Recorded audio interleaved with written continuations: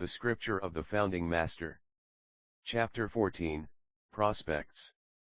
The Founding Master said, when the world arrives at the degenerate age and faces troublesome times, a great sage with a dharma that can preside over an epoch of the world will perforce appear to deliver the world, and, by redirecting the energy of heaven and earth, he will rectify the world and regulate people's minds.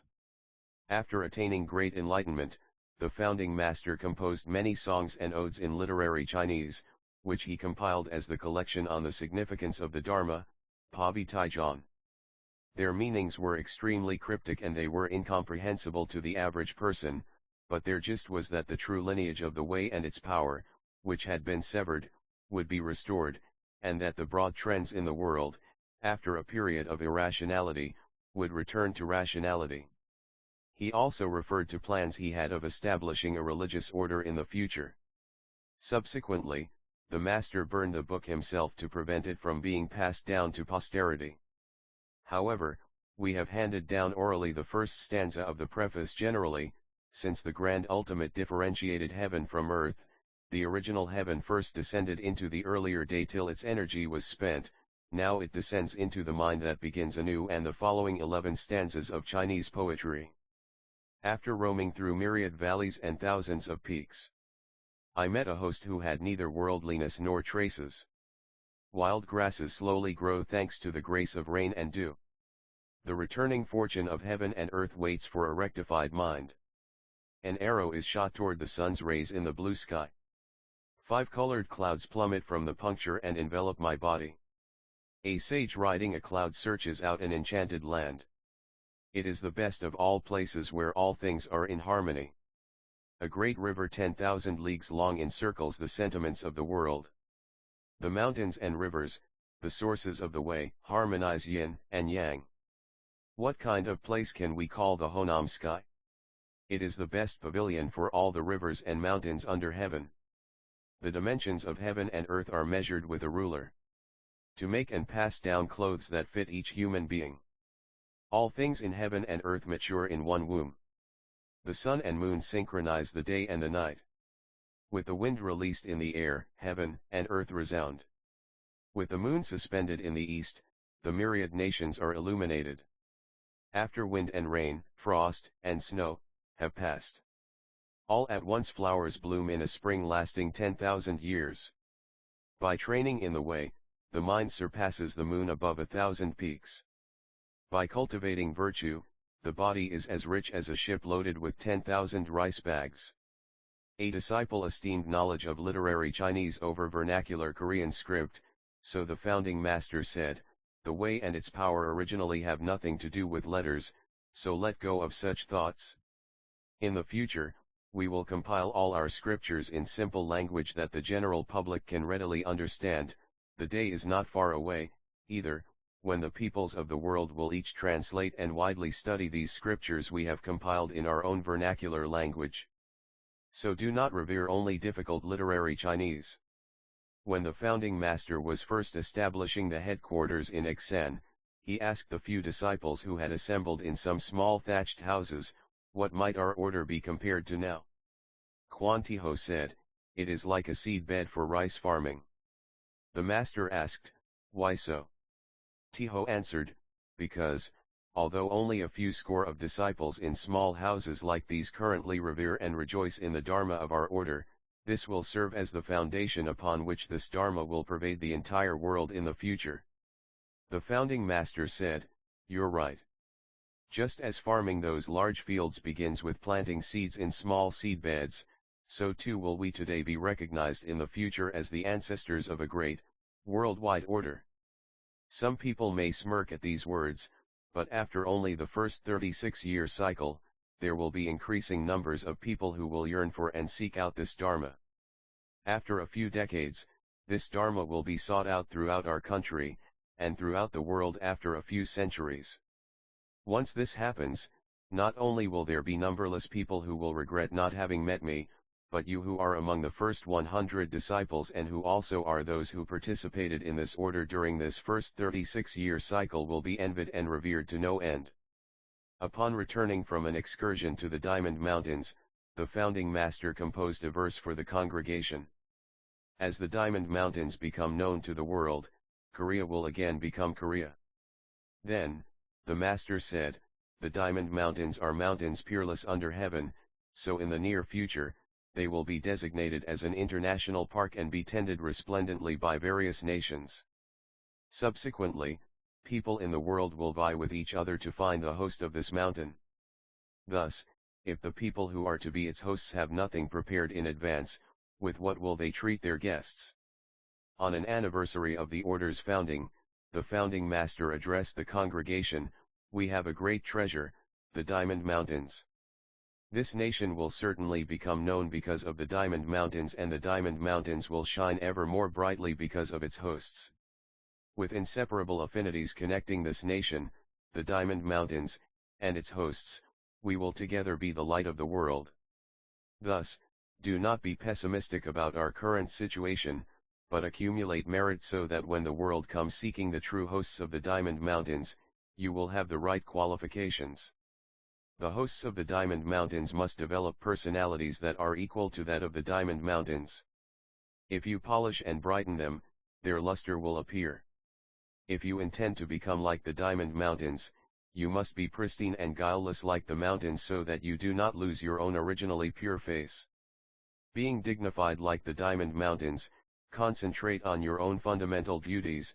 Being firm like the Diamond Mountains, do not let your belief and dedication or your will waver. In that way, the mountain becomes the substance and the person becomes the function. The substance is stationary while the function is active. Thus the mountain stays still and becomes the substance, but the person must use it well if he is to become its function. You must continually study the unsurpassed, great path of the Buddha, and just as the Diamond Mountains stand out among all the other mountains in the world, so too will you then be warmly received by others, while making our order exemplary among all other orders. If so, our natural surroundings and our people will together shine with brilliant radiance. When the founding master was visiting Kanju, Monkongyo, Pakhojang, and others came to pay their respects when the founding master was staying over in Kanju. The founding master said, "On my way here, I witnessed many ludicrous things.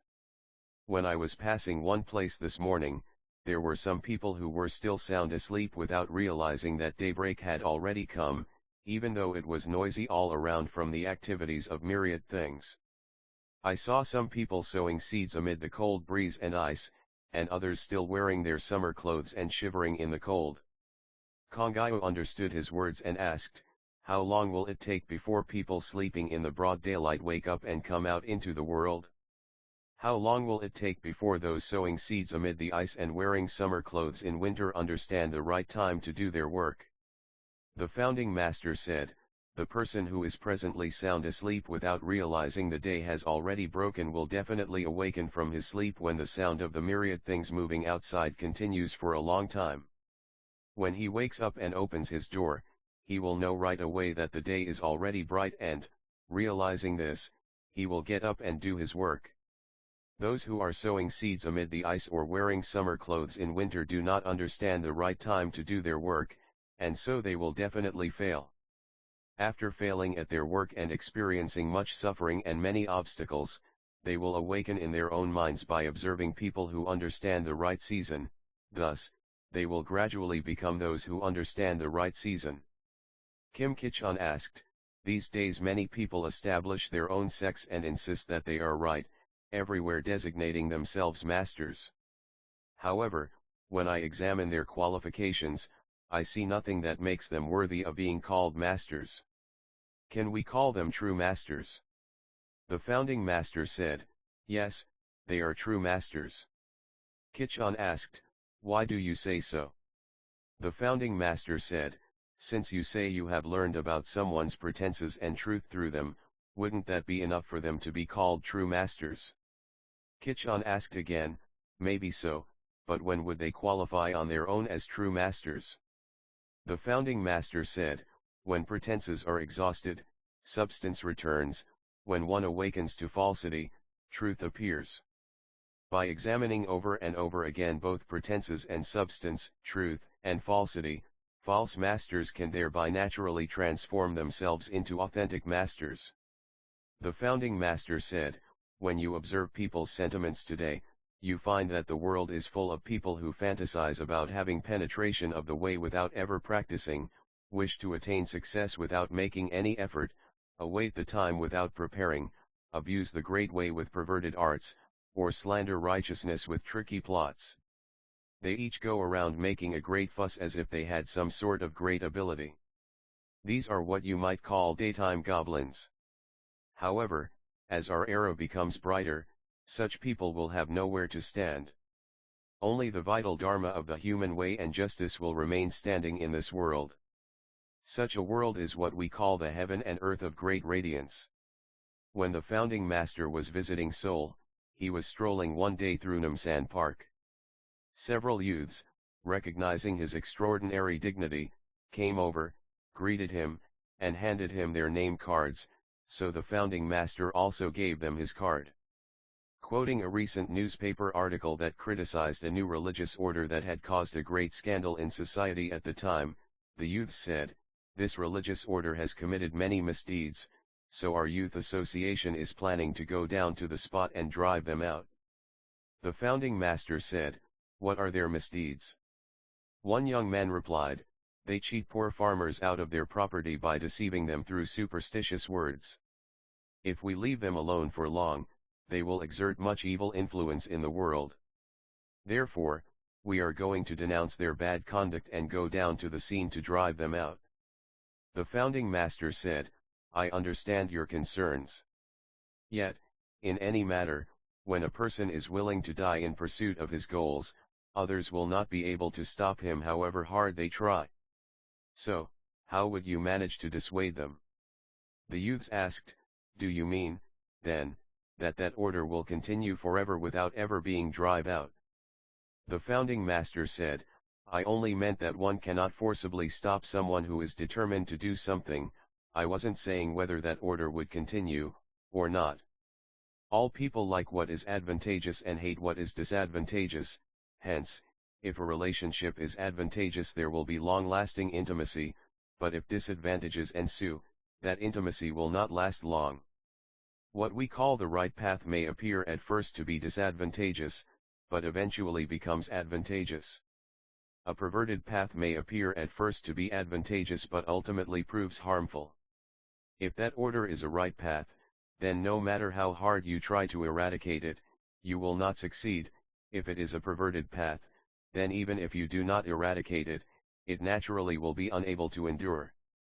The youths asked again, "What, then, do you, O teacher, think is the best way to edify the world forever?"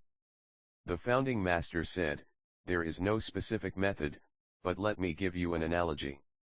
Suppose a person farming a large field knows the proper methods of farming well and also diligently works so that person's harvest is far superior to that of others, then, all other farmers working in the fields will watch and follow that person's example. However, if a person has poor harvests and yet tells others what to do, then obviously others will not follow that person. Therefore, I always say that practicing first oneself is the means of edifying others." The youths said, "You, O teacher, edify the world with your consummate dharma, but that other religious order brings misery to our citizens with its bad conduct.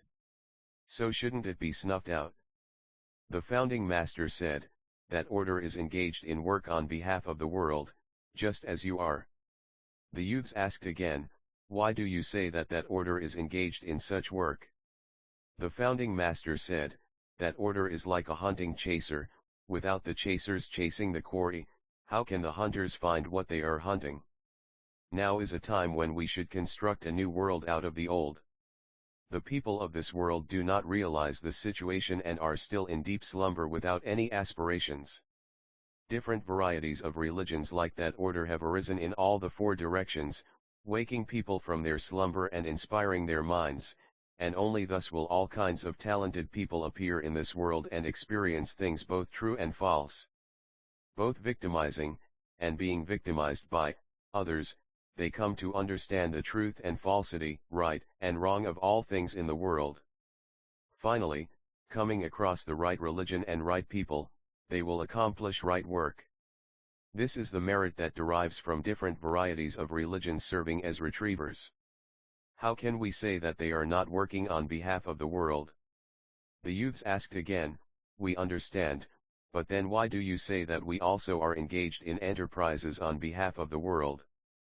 The founding master said, you scrutinize the conduct of the various religions, and when you see their good deeds you reveal them to the world, and when you see their bad deeds, you advocate censuring them. Anybody will be vexed when criticized, and when one is vexed, one will buck up one's spirits and work hard to avoid criticism. You are all entrepreneurs who give strength to and demand self-reflection from the religions that are the entrepreneurs of the world. If you were not around, these religions would not gain the power to progress. Thus, I say that your merit is also great. Deeply impressed, the youths bowed and said, your teaching is indeed well-rounded, without a single obstruction anywhere. A person asked, I believe that your teachings are not only appropriate for our times but are also the right Dharma. However, since your order was founded only a short time ago, its roots are shallow. I wonder what will become of it in later generations. The founding master said, since you say you already recognize this Dharma to be the right Dharma, you need not worry about whether it will expand in successive generations. Look. In this world, the act of stealing is considered an evil Dharma, so governments try to eliminate it and societies reject it. However, its seed never disappears, but remains and keeps pestering us, because there are some groups who feel the need for even such a bad Dharma. How much more would this be the case, then, for the right Dharma of the human way and justice that all people need? To give you one more example, when the people of this world manage their lives by making use of various goods and technologies, they are not using them for the sake of the inventors but in consideration of their own convenience. Hence, as long as something is convenient to someone, then no matter how much you tell him not to use it, he will naturally end up using it. In the same way, if any Dharma brings benefit to the many people trusting in, and practicing it, then no matter how much you tell them not to believe in it, inevitably they will. And when there are many believers, wouldn't this Dharma also expand widely? A person asked, in both East and West there are quite a few established religions that have been quarreling with each other for thousands of years. Meanwhile, there also have been various new religions in recent years that have arisen in all the four directions, each advocating its own beliefs while denying others, thus creating still more disputes. What does the future hold in the religious realm? The founding master said, suppose a man, after living in Seoul with his family and children, were to go on an excursion to various countries in the world. While staying for several years in each of the several countries he visited, he lived with women from those countries and had children by them before returning home to Seoul. Subsequently, each of his children grew up in their respective countries, but one day, they all sought out their father and gathered in one place. How can those offspring, with different faces, languages, customs, and behaviors, become close and friendly with each other right away? After spending several years together, however, they would gradually mature and gain understanding, so their languages and customs would become familiar to one another and they would learn the background of their kinship. Then, they would definitely realize that they are of one flesh and blood and would come to live in harmony. The background to the different developments of all the religions, and the reason why they are originally one, are just like this. Therefore, when people's intelligence has advanced further and the radiance of the way and its power shines everywhere, all the religions will form a single household, interfused and harmonizing with one another. When Cho Songguang first came to visit, the founding master said, you seem to have qualities different than those of ordinary people. What is your faith? Songguang replied, I am an elder at a Protestant church and have been worshipping God for several decades. The founding master said, you say that you have worshipped God for several decades, so tell me, where God is. Songguang said, we say that God is omniscient, omnipotent, and omnipresent, so there is nowhere he does not exist. The founding master said, then, do you regularly see him, listen to his words, or receive his teachings? Songguang replied, so far, I have not seen or talked to him. The founding master said, if so, can you say that you have become a truly intimate disciple of Jesus? Songguang said, what shall I do to enable me to meet God and receive his teachings? The founding master said, you may accomplish that by practicing well and becoming a disciple who truly knows Jesus. Songguang asked again, in the Bible, it is said that Jesus will return during the degenerate age and will come like a thief in the night, but many signs of his return will appear at that time. Will there really be a day when he returns? The founding master said, sages are not deceitful. If you practice well and your spiritual mind opens, then you will also understand Jesus coming and going. Songguang said, I have been waiting for a long time for a great teacher who would give me personal guidance. Meeting you today, my mind is satisfied, and I would like to become your disciple right away. But at the same time I have qualms of conscience because it seems like apostasy.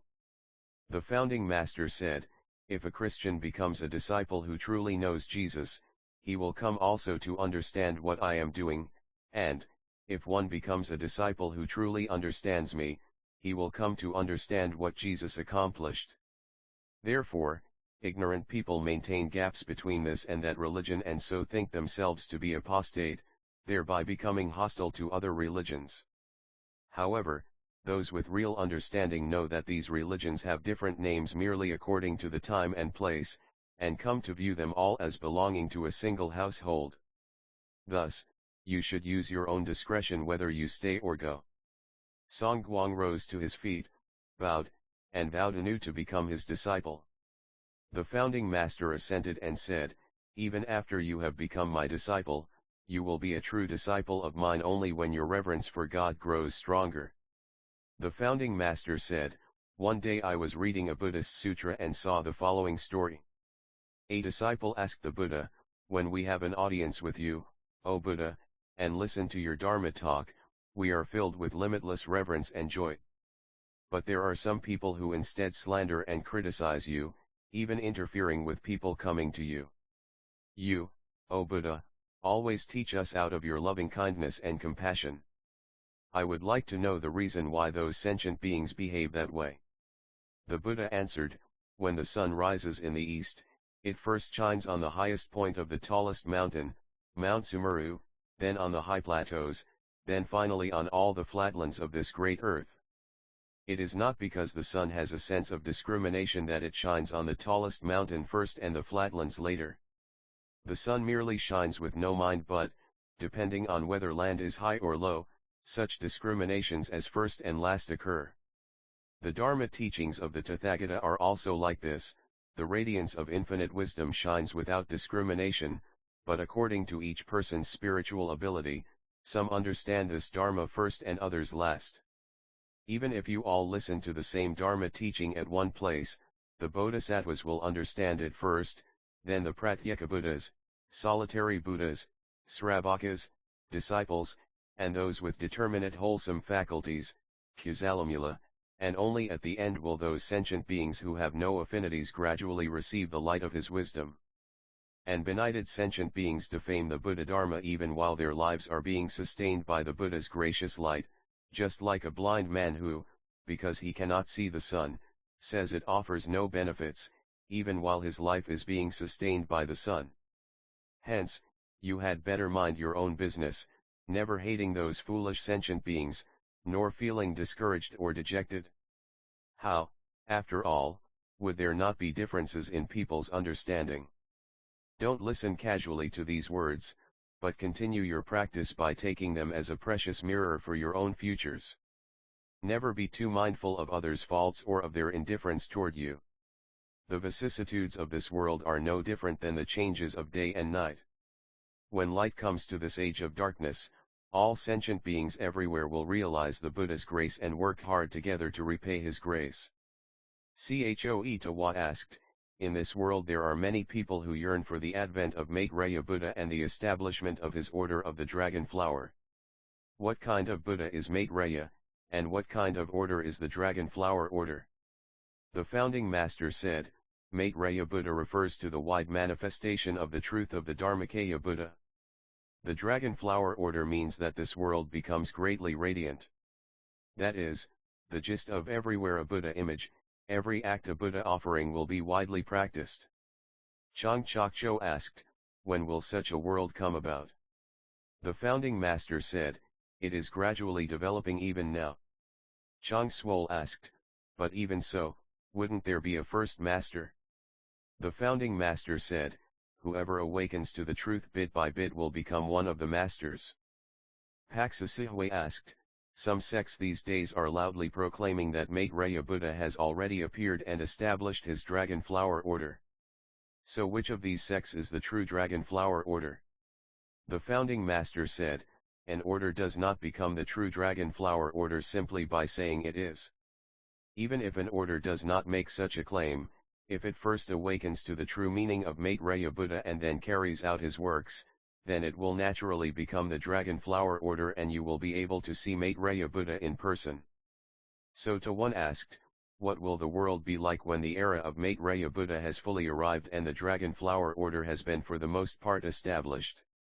The founding master said, during that era, people's intelligence will become much more advanced, so that there will be no mutual harm in all things. By distinguishing pretense from substance and truth from falsity, the practice of praying before Buddha images for longevity and blessings will gradually disappear. But we will be extended to include heaven and earth, the myriad things in heaven and earth, and the Dharma realm of empty space.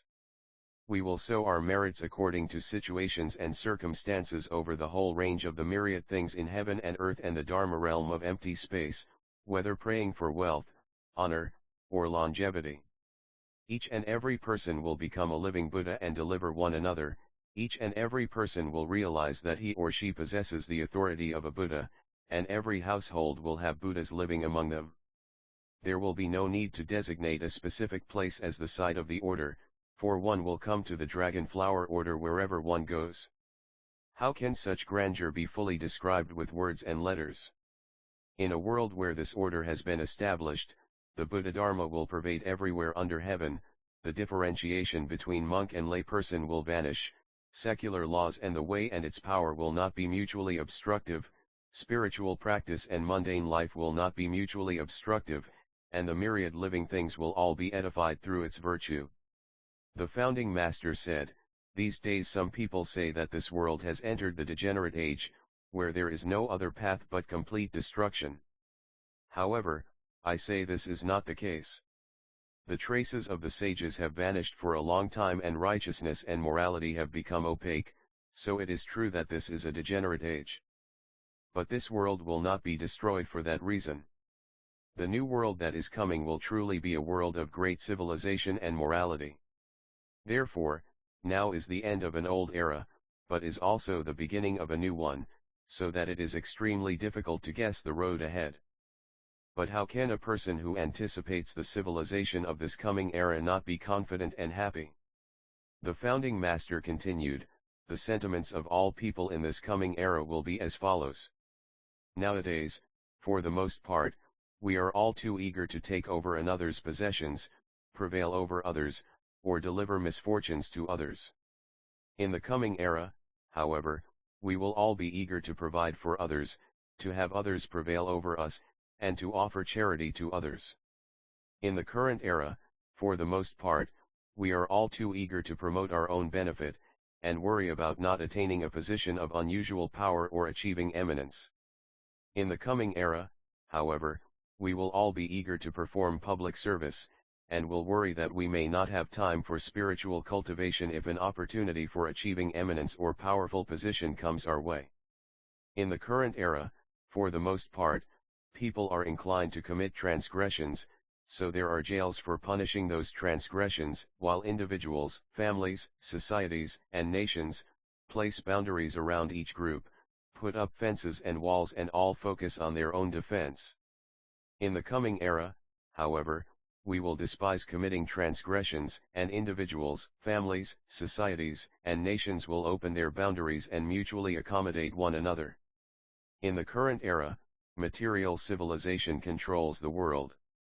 In the coming era, however, the unsurpassed way and its power will become greatly developed and will enlighten the spirits of the human race while controlling material civilization, which will aid moral culture, so that soon enough we will witness a truly civilized world, in which there will be no thieves in the hills and no one who will keep items that others have lost on the road.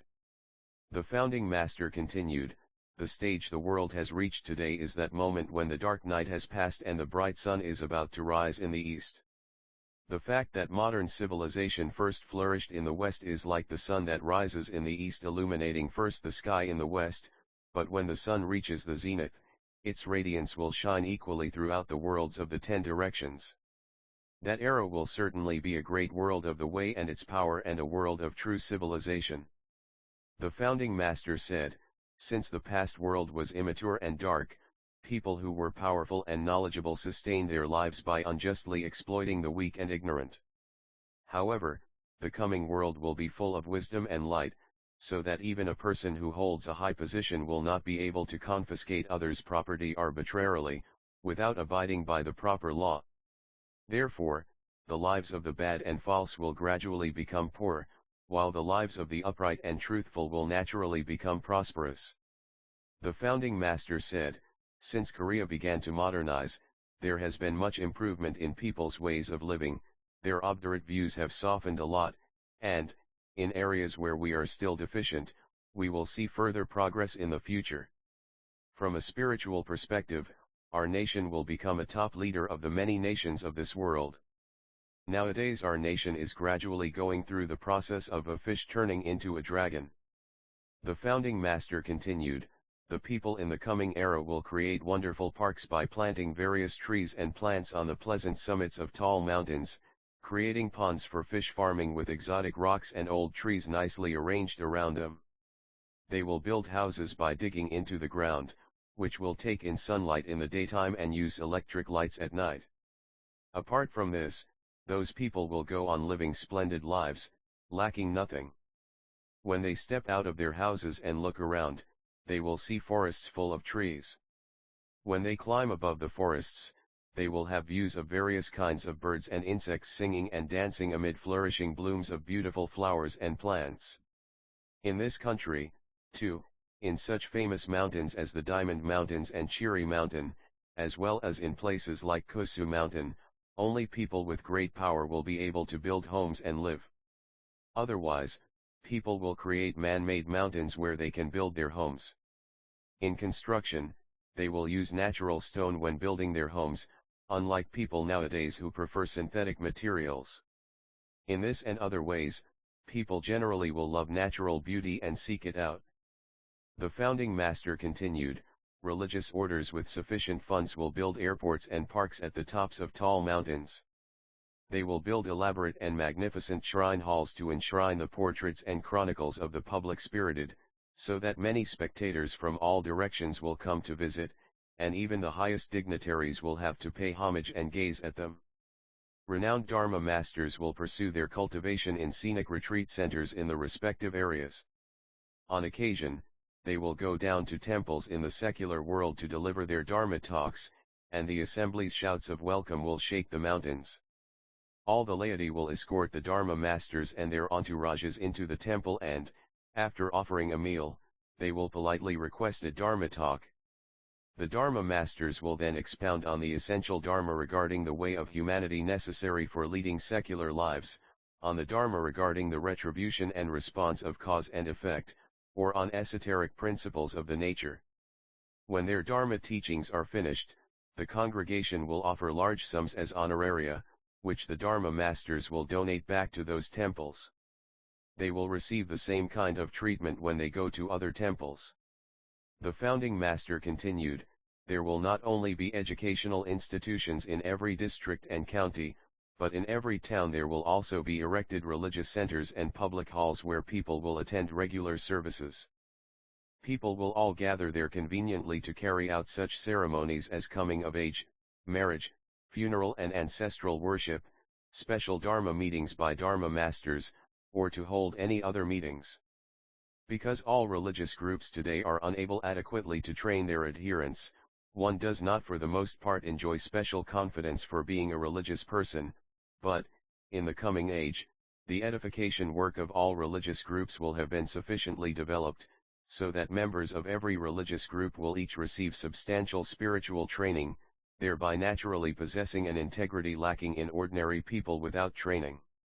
Therefore, in selecting people for government, public office, or public sector positions, people will definitely seek out the adherents of various religions. The founding master continued, even now, there are employment agencies in big cities, but in the coming era a great many more will open up everywhere, providing greater convenience to those seeking jobs. What is more, there will be matchmaking services, and those who wish to marry will seek out those agencies. Daycare centers will appear everywhere, so that mothers can go to their jobs without worrying about their children. Senior citizens who have no one to rely on will be taken care of in old age homes built by governments, public organizations, or philanthropists, so that they can live the remainder of their lives peacefully, without any real worries.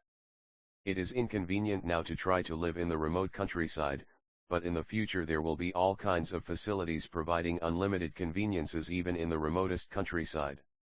There will also be cheap restaurants, hence, people will be able to enjoy convenient meals that suit their living standards without having to cook every meal at home. Many clothing stores and laundries will open, so those who are busy will not have problems finding clothes or having them laundered. The founding master said, in the past, people thought it customary to bestow their property, whether large or small, only to their own children. If one did not have children of one's own, then one would adopt so that an individual would definitely receive that inheritance. Thus, descendants definitely expected to claim their parents' inheritance.